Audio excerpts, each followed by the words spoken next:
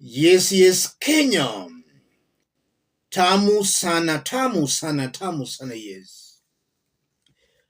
I want us to have a look at a story captured by Nation, for the story is going to inform the basis of our analysis right now.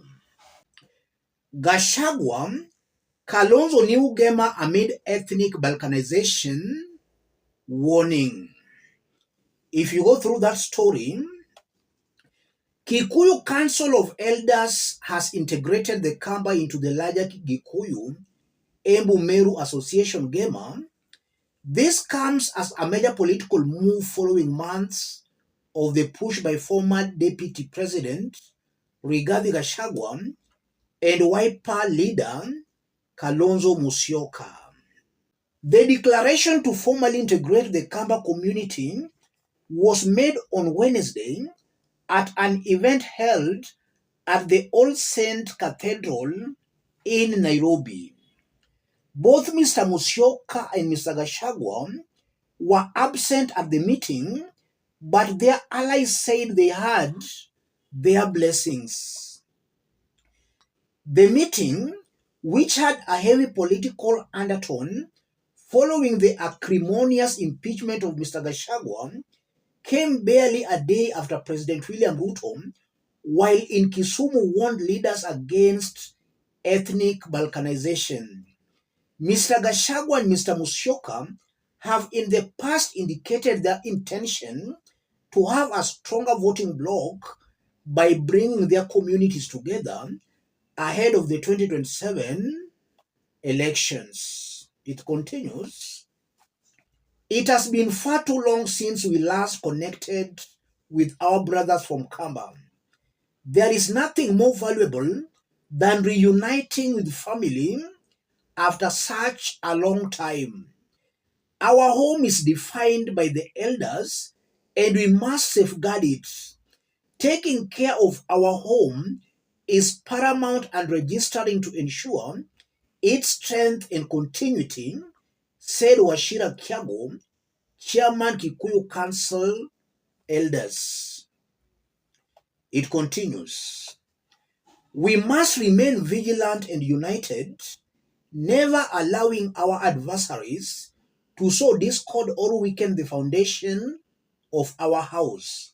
He added, the Gema has for years remained a controversial entity, with critics seeing it as designed mainly to whip ethnic emotions for purposes of elections. It's a long story. I want us to put that into perspective for Kenyans to understand the high-octane politics being played here, and why I strongly believe the more things change, the more they become the same. We have seen all this in the past, and I thought Kenyans were running away from such ethnic alliances and ethnic organizations. But it seems to appear the more things change, the more they remain the same. If you are watching us but you are not yet subscribed, subscribe, give the video a like. Let's proceed. Yes.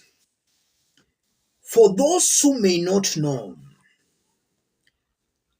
Gema, Gikuyu Embu and Meru Association was mooted in the late 1960s after the acrimonious fallout between Jomo Kenyatta and Jaramogi Oginga Odinga in 1966. And the sole intention of Gema was to retain power. Kikuyu elites felt threatened. There was a serious rebellion in Luo Nyanza against Kenyatta's rule.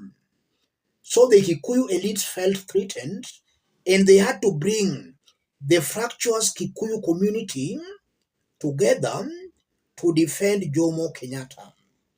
That's how Gema was mooted, with the full blessings of Mzee Jomo Kenyatta. And in 1971, GEMA was officially registered. Years later, when Kenyatta's health started deteriorating, some top GEMA elites hatched a plot to block Moi from succeeding Jomo Kenyatta. They did fail very badly. Moi went ahead and succeeded Jomo Kenyatta. It's very unfortunate that years later, our politicians who should be progressive are trying to take Kenyans back to those old days of tribal organizations. We had several of these tribal organizations. We had GEMA, we had Luo Union, we had Abaluya FC. In fact, Moi blocked them when he took power. What's happening here? Why is Kamba community being integrated into this GEMA association? If you look at things very objectively, the mountain feels threatened. They have already looked ahead.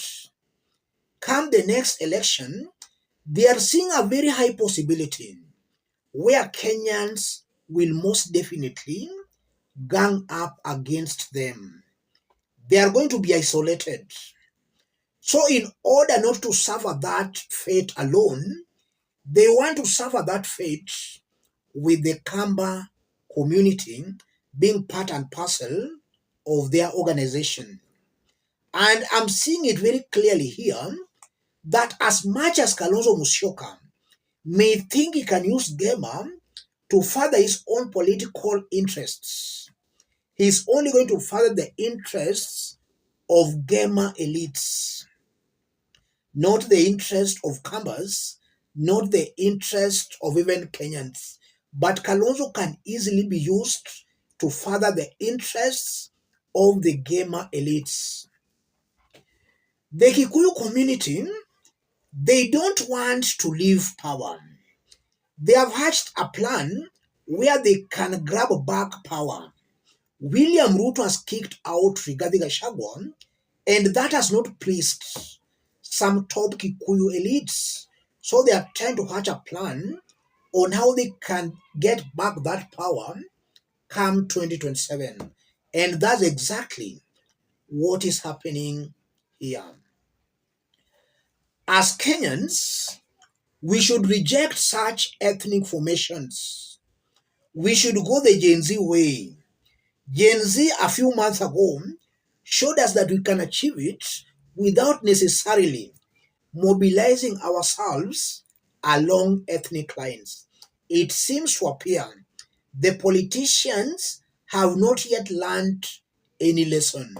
And that's why I strongly believe that such alliances, irrespective of the political consequences, Kenyans should all unite to defeat such ethnic organizations. We don't want a country where we are being divided along ethnic lines. Let me stop it there. In case you are watching us outside Kenya, drop a comment, let us know from which part of the globe you are watching us from. If possible, subscribe, give the video a like. The people have got nothing at all to benefit or to gain from this tribal formation. And Kenyans should also know that they should not let politicians to decide their destinies. In Kenya, there are no permanent friends or enemies in politics, but just permanent interests. Politicians are together today. Tomorrow, they will not be together. So it means that if the people allow the politicians to decide their destinies, then there will be chaos. It's just a matter of time. There will be chaos. The people themselves must decide to work together, not with the help of the politicians. These are greedy individuals just taking advantage of Kenya's political naivety. Let me stop it there.